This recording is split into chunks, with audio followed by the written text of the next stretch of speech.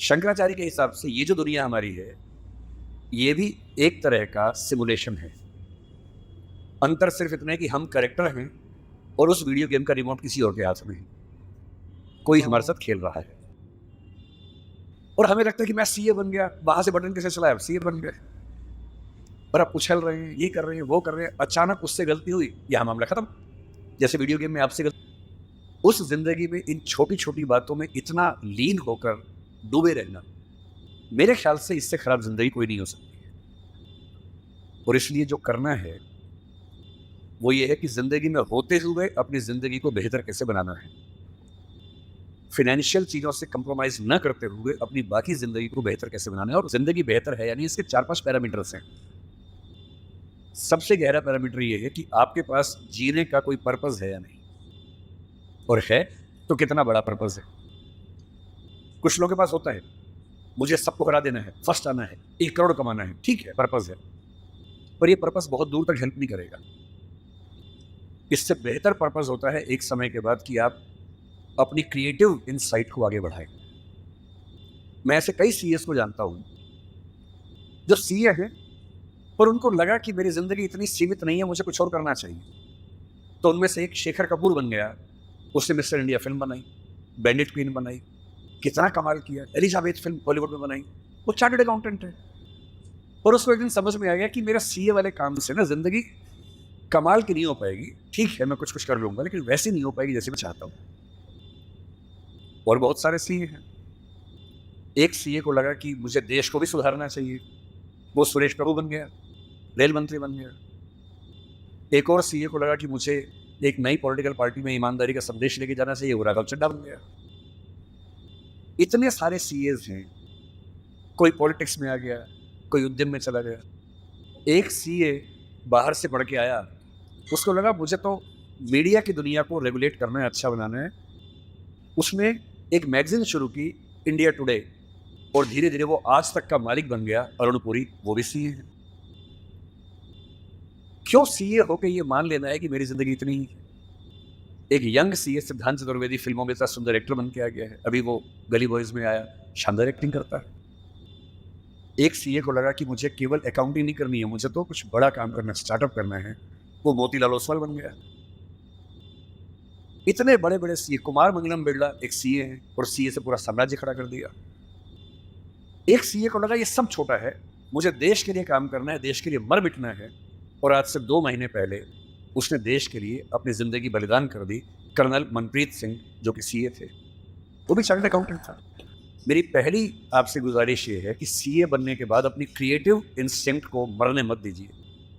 कुछ क्रिएटिव, कुछ भी हो, वो क्रिएटिव हो सकता है कि आपको पेंटिंग करना पसंद हो, आपको पोइट्री पसंद हो, आपको फिल्म बनाना पसंद हो, फिल्म देखना पसंद हो, कुछ ऐसा।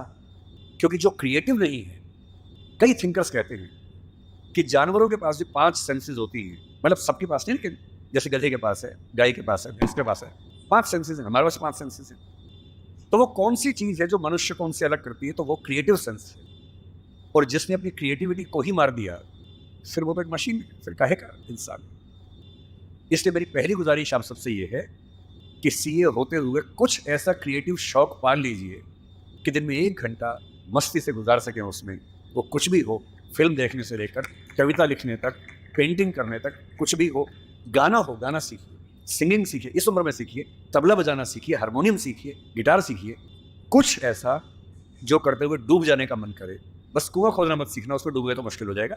बाकी कुछ भी जिसमें आपको मजा आता हो सीखिए। दूसरा, एक ऐसा पर्पस जीवन में रखा, बेशक इतना सा पर्पस हो, जैसे आपके लिए सबसे आसान क्या है, अपने आसपास 2, 4, 5 लोगों को सिर्फ इतना समझा दीजिए कि फाइनेंशियल विजडम जीवन में कैसे काम करती है, अपने पैसे का इस्तेमाल कैसे करना है, पैसा कमा के कैसे सेव करना है, कैसे इन्वेस्ट करना है, क्योंकि उस मामले में आपका मुकाबला कोई कर नहीं पाएगा। या अपने घर के आसपास 3-4 गरीब बच्चों की पढ़ाई का खर्चा उठा लीजिए, उनसे हफ्ते में एक बार मिलते रहिए, और आप पाएंगे आपके चेहरे पर पहले से ज़्यादा चमक आनी शुरू हो गई है। और आपको कंपटीशन, परेशानी, वो जो नफरत का माहौल दिन भर होता है, इसको हरा दूं, उसको हरा दूं, इस सब से मुक्ति मिलने लगी है, और आप अंदर से बेहतर इंसान बनने के प्रोसेस में आ रहे हैं। तीसरी बात, आप कितने भी सफल हो, यदि आपके जीवन में कुछ खास रिश्ते ऐसे नहीं हैं जिन रिश्तों के साथ, चाहे वो प्रेम का हो, विवाह का हो, भाई का हो, बहन का हो, दोस्त का हो, जिनके साथ आप अपने मन की हर बात खुल के कर लेते हैं, तो आपका फाइनेंशियल अकाउंट चाहे कुछ भी हो, दरअसल आप एक दिवालिया इंसान हैं, बैंकरप्ट इंसान हैं। आपके अकाउंट में कितने जीरो हैं वो काम नहीं आएगा, आपकी जिंदगी का जीरो बहुत बड़ा है। इंसान को इंसान बने रहने के लिए कम से कम 2-3 ऐसे रिश्ते चाहिए होते हैं जहां वो पूरी तरह से सहज होकर रह सके, जहां उसको पर्दा न लगाना पड़े। हम सब दिन भर पर्दे लगाते रहते हैं, खुद को ढकने में लगे रहते हैं। जब भी किसी से बात करते हैं खुद को छिपाते ज्यादा हैं, सामने कम लाते हैं, क्योंकि समाज का उसूल ऐसा होता है। कोई तो ऐसी जगह हो, कोई तो ऐसा इंसान हो जहां आपको पर्दे की जरूरत ना हो, आप खुल के अपने मन की बात हर बात कह सकें। इसलिए मैं अपने जो काउंटर पार्ट्स हैं, चाहे वो सिविल सर्वेंट्स हो, चाहे आप सीए हैं, मैं अक्सर कहता हूँ कि जिंदगी की बैलेंस शीट में पैसे के साथ साथ creativity, emotional satisfaction, personal space. Personal space का मतलब ये होता है कि आपका जीवन बहुत सारे लोगों का है, आपके परिवार का है, आपकी कंपनी का है, आपके क्लाइंट का है, सबका है। और अक्सर आप देखेंगे कि आपका जीवन सिर्फ आपका नहीं है, बाकी सबका है। दिन भर ऑफिस में रहे, 24 घंटे में से 8 सोने में गुजर गए, 1-2 घंटे तैयार व्यार होने में चले गए 10। आपकी जॉब कम से कम 8-10 घंटे कम से कम लेती होगी, सीए की जॉब तो बड़ी मुश्किल है, 20 घंटे हो गए। घर पहुंचे, परिवार ने कहा कि हमारा टाइम, पति या पत्नी ने कहा मेरा टाइम, बच्चों ने कहा मेरा टाइम, उनको दिया, सब हो गया, अपने लिए कुछ नहीं बचा।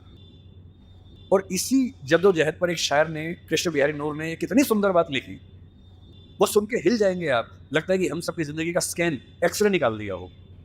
उसने कहा, इतने हिस्सों में बट गया हूं मैं, कंपनी, क्लाइंट, परिवार, बच्चे, स्कूल, ये सारा ठिकाना, इतने हिस्सों में बट गया हूं मैं, मेरे हिस्से में कुछ बचा ही नहीं। जिंदगी से बड़ी सजा ही नहीं, और जुर्म है क्या पता ही नहीं। तो जब जिंदगी के अपने हिस्से आप बांट रहे हो सबके लिए, हो सके, मैं तो करता हूं रोज, हो सके तो रोज कम से कम आधा या 1 घंटा सिर्फ अपने लिए रखना है, जिसको मी टाइम कहते हैं आजकल के लोग। वो मी टाइम कैसे आ सकता है? उसका एक आसान तरीका ये है कि जब आप घर से ऑफिस से, ऑफिस से घर जाएं, अगर खुद ड्राइव करते हैं, वो मी टाइम हो सकता है।